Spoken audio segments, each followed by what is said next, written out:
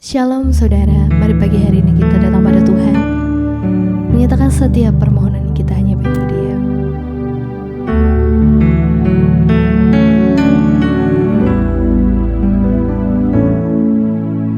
Penolong yang selalu setia, memenuhi keperluanku. Tak pernah Dia mengecewakan. Yesusku tak pernah gagal. Segala perkara dapat ku tanggung di dalam Dia yang memberi kekuatan. Tuhan Yesus penolong dan sahabat, tetap percaya Tuhan setia.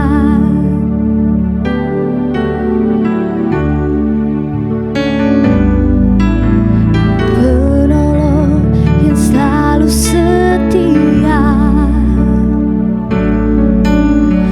memenuhi keperluanku.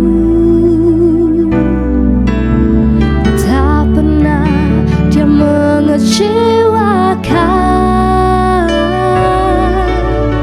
Yesusku tak pernah gagal. Segala perkara dapat ku tanggung di dalam Dia yang memberi kekuatan. Tuhan Yesus penolong dan sahabat, tetap percaya Tuhan setia.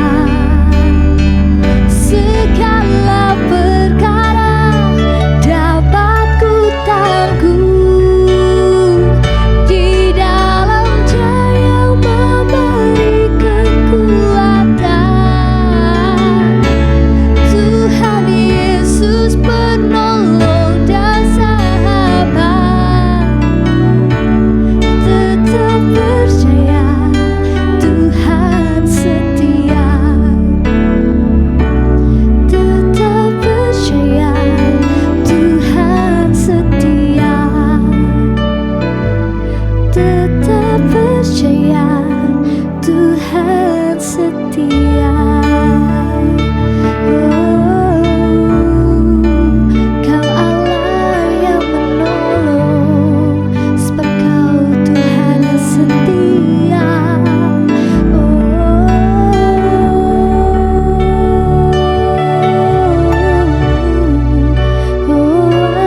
Haleluya, Yesus. Kami sungguh mengucap syukur Tuhan, sebab Kau Tuhan kami yang setia. Kau Allah kami yang menolong setiap kehidupan kami. Pagi hari ini Tuhan, kami mau duduk diam mendengar kebenaran firman Tuhan. Berkati setiap kami, dan kami mau menjadi pelaku firman Tuhan. Di dalam satu nama Tuhan Yesus, haleluya, amin.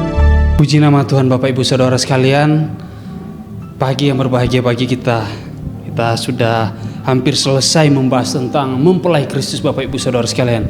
Dan pagi ini saya masih rindu kita membahas seorang Kristen, seorang percaya menjadi mempelai Kristus. Nah Bapak Ibu Saudara sekalian, sudah banyak firman Tuhan, renungan firman Tuhan yang kita lihat, kita dengar, kita saksikan lewat media, YouTube dan lain sebagainya, tentang tema kita tentang mempelai Kristus. Dan hari ini kita masih akan berhubungan dengan tentang mempelai Kristus. Bapak Ibu Saudara sekalian, kalau kita berbicara tentang mempelai, kita akan berbicara tentang dua pribadi. Baik itu Kristus dengan orang percaya, gembala dengan jemaat, suami atau istri, atau pimpinan dan karyawan. Kita akan berbicara tentang hal ini. Seorang mempelai berarti ada dua orang atau dua pribadi yang saling berhubungan Bapak Ibu Saudara sekalian. Kita tema firman Tuhan pada pagi hari ini saya berikan tema menjadi mempelai Kristus. Bapak Ibu Saudara sekalian, berapa banyak orang yang mengatakan rindu menjadi mempelai Kristus? Tentu kita menjawab sangat banyak. Dan semua orang percaya, semua orang Kristen mau menjadi mempelai Kristus. Karena itu adalah kerinduan dan keinginan kita, dan itulah yang diinginkan Tuhan di dalam kehidupan saya maupun Bapak Ibu Saudara sekalian. Bapak Ibu Saudara sekalian, tapi di dalam perjalanan, di dalam seiring waktu, banyak orang yang mengatakan saya menjadi bagian atau saya menjadi mempelai Kristus, tapi kenyataan tidak seperti apa yang mereka ucapkan, apa yang mereka katakan. Karena apa? Ternyata mereka ada kendala-kendala yang terjadi di dalam kehidupan mereka, sehingga membuat mereka tidak melakukan sesuai apa yang diinginkan oleh firman Tuhan. Bapak Ibu Saudara sekalian, jemaat Tuhan yang mau menjadi jemaat Tuhan yang menjadi mempelai Kristus, kita akan pelajari hanya 2 poin pada pagi hari ini Bapak Ibu. Yang pertama, jemaat Tuhan yang menjadi mempelai Kristus adalah jemaat yang memiliki sikap ketaatan dan ketundukan kepada mempelai laki-laki.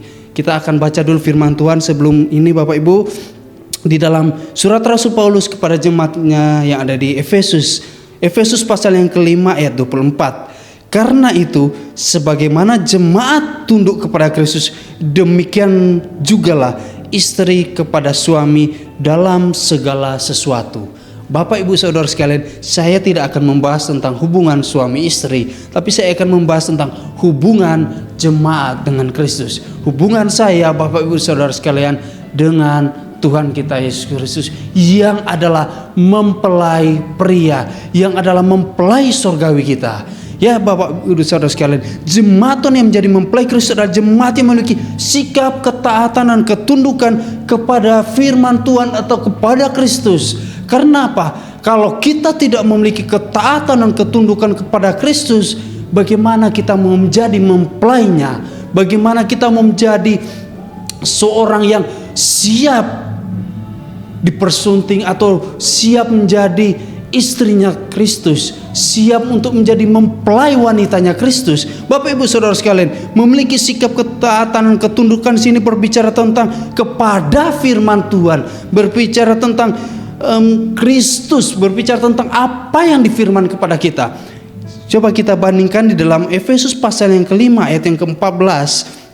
Ayat yang ke-14 di sana dikatakan, itulah sebabnya dikatakan, bangunlah hai kamu yang tidur, dan bangkitlah dari antara orang mati, dan Kristus akan bercahaya atas kamu. Ingat, Kristus akan bercahaya atas kamu. Ketika kita sudah menjadi atau dipertunangkan dengan Kristus, Kristus telah ada di dalam kehidupan kita. Nah, ayat yang ke-15, karena itu perhatikanlah dengan saksama bagaimana kamu hidup. Janganlah seperti orang bebal, tetapi seperti orang arif, dan pergunakanlah waktu yang ada, karena hari-hari ini adalah jahat. Bapak Ibu Saudara sekalian, ternyata di sini kalau kita mau menjadi mempelai Kristus, kita harus memiliki ketaatan dan ketundukan kepada firman Tuhan. Kenapa? Karena di akhir-akhir ini kita bisa dijebak dengan keadaan sekeliling kita, dijebak dengan keadaan yang ada di sekeliling kita, membawa kita untuk menjadi orang-orang yang tidak lagi menjadi karakter Kristus, tidak lagi menjadi calon mempelai Kristus. Karena apa?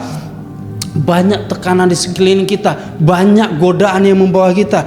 Kita harus memiliki ketaatan kepada Kristus, kita harus memiliki ketaatan kepada firman Tuhan, sehingga kita bisa tahu mana yang baik, mana yang tidak baik, mana yang harus kita lakukan, yang harus kita perbuat sesuai dengan firman Tuhan. Bapak Ibu Saudara sekalian, banyak orang yang ingin menjadi mempelai Kristus, tapi mereka tidak memiliki sikap ketaatan ini. Mereka tidak memiliki sikap ketundukan kepada firman Tuhan. Karena apa? Godaan di sekitar kita, godaan di sekeliling kita. Bapak Ibu Saudara, dikatakan ayat 16, dan pergunakan waktu yang ada, karena hari-hari ini adalah jahat. Sebab itu janganlah kamu bodoh, tetapi usahakanlah kamu mengerti. kehendak firman Tuhan. Jelas di sini dikatakan mengerti firman Tuhan, kehendak Tuhan. Itulah yang diinginkan oleh Tuhan Yesus kepada kita, Bapak Ibu Saudara sekalian. Jadi dalam kehidupan kita untuk menjadi mempelai Kristus, marilah kita tunduk kepada firman Tuhan. Marilah kita taat kepada firman Tuhan. Karena kita akan berhubungan dengan Kristus, kita akan berhubungan dengan yang suci, yang kudus. Sehingga hidup kita pun harus kudus. Bapak Ibu Saudara sekalian, saya dan kita semua yang menyaksikan renungan doa pagi hari ini, marilah kita hidup kudus. Marilah kita hidup suci. Marilah kita hidup berkenan di hadapan Tuhan. Karena Tuhan menginginkan seorang mempelai yang kudus, seorang mempelai yang suci, yang siap untuk menyambut kedatangan Kristus yang kedua kali. Bapak Ibu Saudara sekalian, tidak banyak lagi orang saat ini yang mau hidup kudus. Mereka semua hanya ingin sesuatu yang instan, sesuatu yang penting saya sudah diselamatkan, yang penting saya sudah mendapatkan anugerah. Mereka tidak banyak memikirkan hal itu. Tapi kita di tempat ini, kita diajarkan, ayo kita hidup kudus. Ayo kita tunduk kepada firman Tuhan. Ayo kita taat kepada firman Tuhan. Sehingga ketika Kristus datang, kita menjadi mempelai Kristus yang layak dan berkenan di hadapannya. Poin yang kedua, Bapak Ibu Saudara sekalian, jemaat Tuhan yang menjadi mempelai Kristus adalah jemaat atau mempelai yang mau menjaga dan merawat tubuhnya untuk mempelai laki-laki. Ayat yang ke-27 di sana dikatakan, pasal 5 masih di Efesus pasal 5 ayat 27, supaya dengan demikian ia menempatkan jemaat di hadapan dirinya dengan cemerlang tanpa cacat atau kerut atau yang serupa itu, tetapi supaya jemaat kudus dan tidak bercela. Bapak Ibu Saudara sekalian, di sini kalau kita berbicara tentang hubungan suami istri, suami inginkan seorang istri yang hidupnya berkenan. Istri pun inginkan suaminya hidupnya berkenan, hidupnya kudus, suci, tidak bercacat. Itulah yang diinginkan oleh seorang suami maupun seorang istri sebaliknya. Nah, Bapak Ibu Saudara sekalian, kalau kita lihat firman Tuhan pun sedemikian. Tuhan pun demikian. Dia ingin bahwa ketika dia menjemput mempelai wanitanya, dia ingin mempelai wanitanya itu di dalam kehidupannya, di dalam kekudusan, di dalam ketidak ada cacat celah pun, di dalam kehidupannya tidak ada noda, tidak ada kerut sama sekali, Bapak Ibu sekalian. Itulah yang diinginkan Tuhan dalam kehidupan kita. Bukan berarti dalam pengertian di sini bahwa tidak boleh ada kerutan di wajah, di tubuh kita, tetapi di sini kerutan dosa, kerutan yang berbicara tentang duniawi dalam kehidupan kita. Tuhan inginkan saya, Bapak Ibu Saudara sekalian, kita hidup di dalam kekudusan. Banyak yang hidup di dalam dosa, bercela, tidak mau kudus, tidak mau suci, tetapi mereka menginginkan bahwa mereka diposisikan sebagai seorang mempelai laki-laki, seorang mempelai perempuan daripada Kristus. Mereka ingin dipersunting oleh yang kudus. Itu tidak akan pernah terjadi, Bapak Ibu Saudara sekalian. Karena apa? Dia kudus. Dia inginkan kita suci. Bapak Ibu Saudara sekalian, Tuhan menginginkan jemaatnya hidup kudus, tidak ada cacat, sama sekali tidak ada cacat, supaya kita berkenan, supaya mempelai wanitanya itu berkenan di hadapan Allah, itu layak untuk di hadapan Allah. Bapak Ibu Saudara sekalian, Tuhan rindu kita bersih, hidup kita bersih. Seorang wanita atau seorang pria ketika mereka pacaran, sudah janjian, yang diinginkan seorang pria atau seorang wanita, ayo dandan dulu, mandi bersih-bersih, setrika baju yang rapi, pakai parfum, make up kalau wanita, mungkin kalau laki-laki mulai sisiran yang rapi. Itulah yang diinginkan sepasang yang lagi pacaran, Bapak Ibu Saudara sekalian, ingin tampil yang maksimal, ingin tampil yang terbaik di hadapan calon pacarnya atau di hadapan pacarnya. Dia ingin memaksimalkan kehidupannya. Begitu juga dengan Tuhan kita. Dia ingin hidup saya, Bapak Ibu Saudara sekalian, itu bersih, harum, tidak ada cacat celah. Maunya dia bersih untuk dibawa bersama-sama dengan dia sebagai seorang mempelai. Kita bukan berada lagi dengan hubungan yang ada di sekitar kita, Bapak Ibu Saudara sekalian. Ketika kita berbicara tentang mempelai laki-laki, mempelai wanita, mempelai Kristus, kita bukan berbicara lagi tentang yang ada di sekeliling kita. Kita harus belajar memberikan yang terbaik untuk dia. Karena apa? Kepada pacar kita, kepada tunangan kita, kepada istri atau kepada suami kita, kita bisa memberikan yang terbaik, Bapak Ibu Saudara. Bagaimana kita memberikan dengan Tuhan kita yang adalah kudus, yang adalah raja atas segala raja, yang adalah kepala atas segala gereja, yang mempersunting kita, yang akan membawa kita, menjemput kita di dalam kemuliaannya, di dalam kekudusannya. Bagaimana kalau di dalam kehidupan kita ini tidak bersih, Bapak Ibu Saudara sekalian? Ayat ini mengajarkan kepada kita, mari kalau kita bisa mempersembahkan yang terbaik untuk seorang suami, seorang istri atau seorang pacar, mari kita persembahkan juga yang terbaik untuk Tuhan kita Yesus Kristus.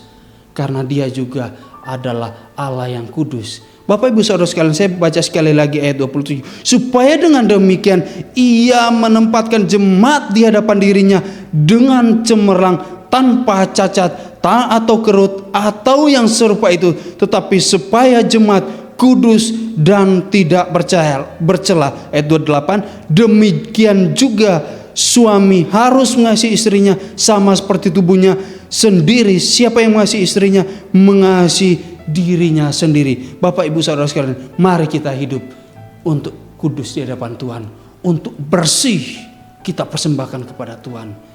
2 poin yang sederhana pada pagi hari ini mau mengajarkan kita supaya kita menjadi jemaat Tuhan yang siap menjadi mempelai Kristus, yaitu yang pertama, memiliki sikap ketaatan dan ketundukan kepada firman Tuhan. Yang kedua, menjadi jemaat atau mempelai yang mau menjaga, merawat tubuhnya untuk mempelai laki-laki yang kudus.